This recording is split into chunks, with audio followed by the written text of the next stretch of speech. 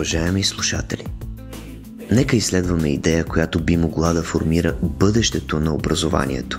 Подход, който подхранва млади умове към място далеч от това, където повечето разговори за образование се стичат в момента. Тази история се развива в сърцето на София, България, където зад стените на 51-во САУ Елисавета Багряна протича тиха революция в ученето. Представете си следното.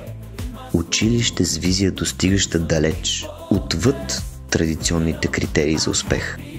Представете си място, където дефиницията за интелект не се ограничава само до академичните постижения, а обхваща разнообразие от аспекти, всеки от който получава равностойно внимание, от емоционална интелигентност до креативно мислене.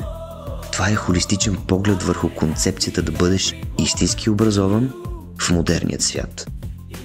В тази институция ученето не просто е задача за изпълнение, то е приключение, в което да се потопиш. Креативността не просто се насърчава, тя е езикът, на който протича свободният и уверен обмен на идеи.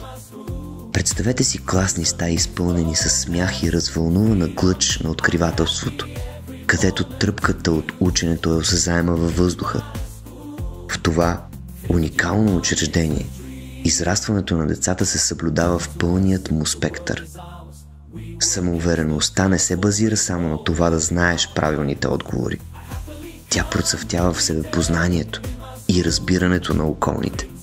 Тук учениците не просто биват изграждани в индивиди, готови да посрещнат предизвикателствата на света, а в такива, които могат да облагородят състрадание, етично разбиране и страст към знанията, оставащи за цял живот.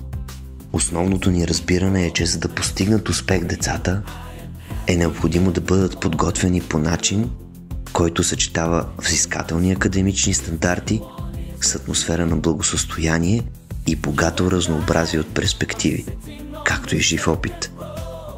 Този образователен модел представлява блестящ пример за това какво би било възможно, ако изкуството има същата тежест като алгоритмите, а дебатът се цени колкото суровите данни, където на всяко дете се гледа не като на съд, който да бъде пълнен, а като на мощен пламък, който трябва да се разпалва.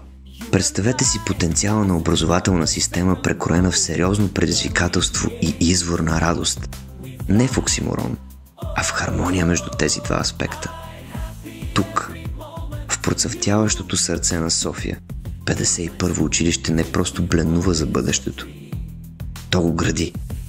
Това е поглед към нова зора в образованието, резонираща от класните стаи, изпълнени с неуморими умове, до бъдещите необятни градове, които един ден тези млади хора ще оформят. Това, драги слушатели, е историята за трансформация. История, в която образованието на утрешния ден се гради днес, с цел да се изградят поколения, които не просто ще мечтаят за по-добър свят, а ще притежават знанието, състраданието и мотивацията да го създадат.